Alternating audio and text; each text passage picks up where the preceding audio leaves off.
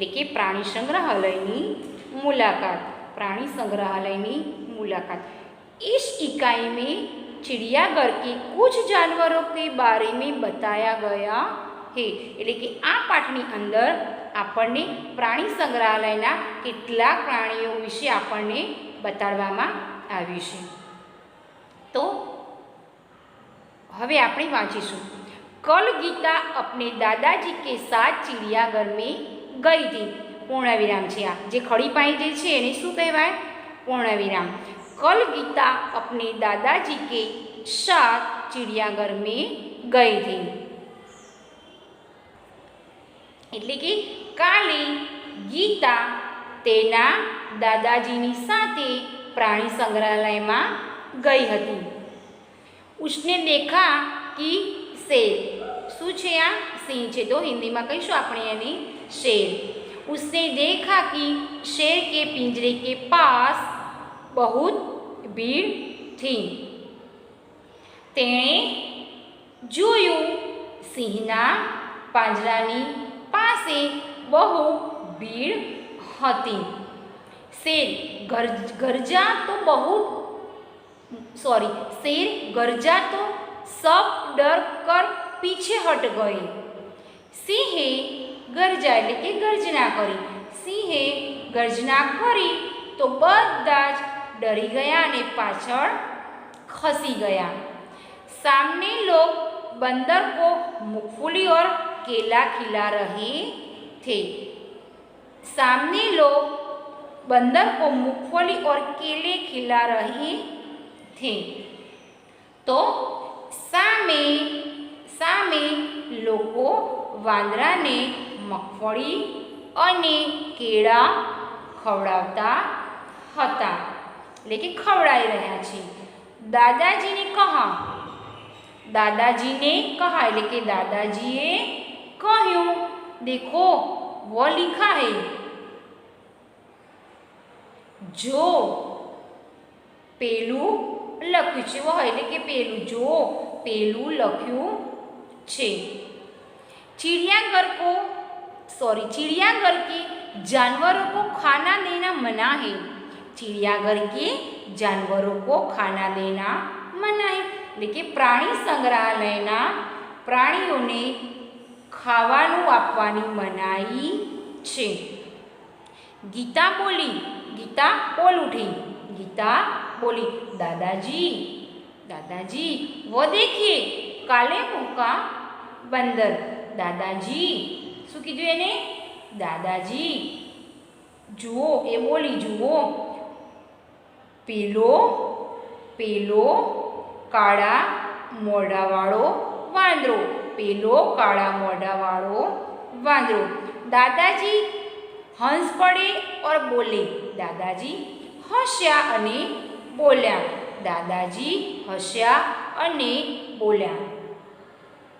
बिटिया वो लंगूर है। लंगूर એટલે કે एक विशेष प्रकार का बंदर जिसका मुंह काला होता है और पूंछ लंबी होती है।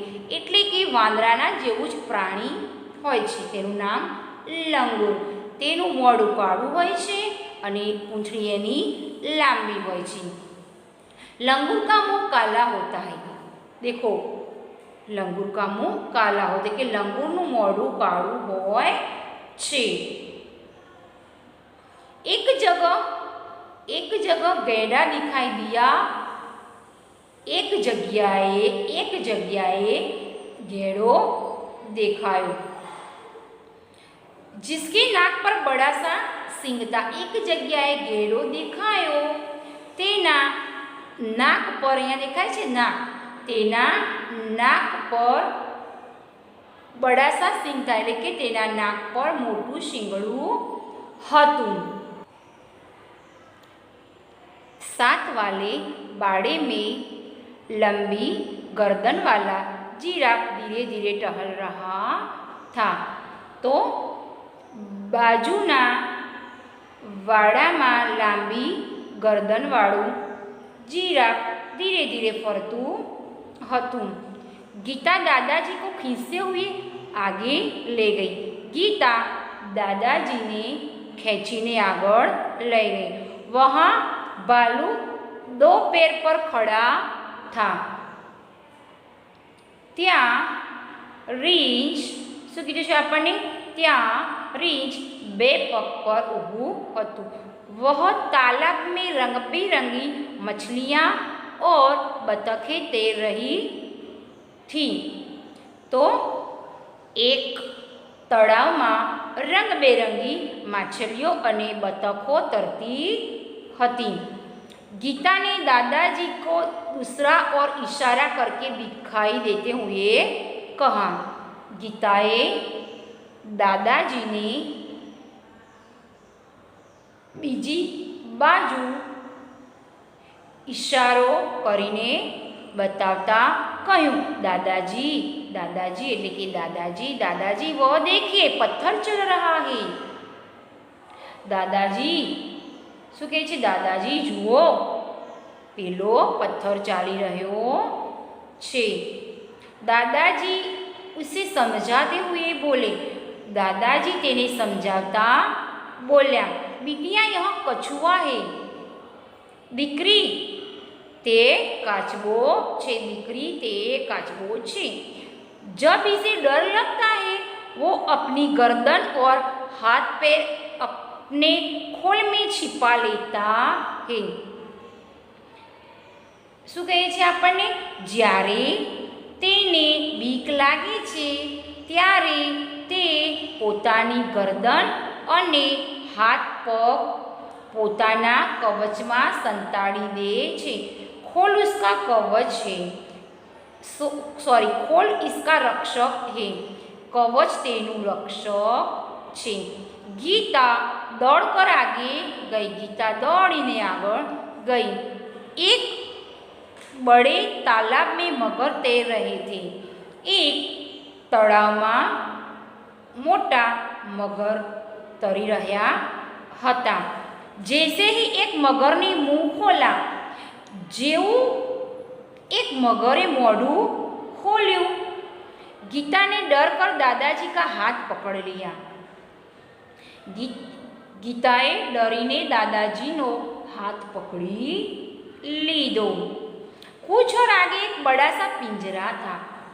जरा आगळ मोटू પાંજરું હતું।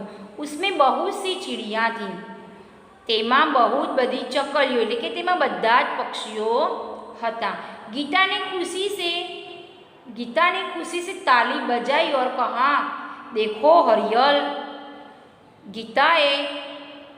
गीताए खुशीथी ताળીઓ પાડી અને કહ્યું, પેલો જુઓ। हरियल એટલે કે પોપટ। પેલો જુઓ પોપટ। दादाजी ने कहा, दादाजीए कहूँ, हाँ और इधर देखो, वह सफ़ेद वाला विदेशी कातुआ है। सफ़ेद वाला विदेशी कातुआ है એટલે કે હા। દાદાએ શું કહ્યું? હા અને ત્યાં પેલું સફેદ વિદેશી પક્ષી છે। इसे कातुआ कहते हैं। તેને કાતા કૌવા કહે છે। જે વિદેશી પક્ષી છે એને કાકા કૌવા કહે છે। શું કહે છે એને? કાકા કૌવા। ગીતા ચહકર બોલ ઉઠી। ગીતા खुशी बोली, दादाजी भी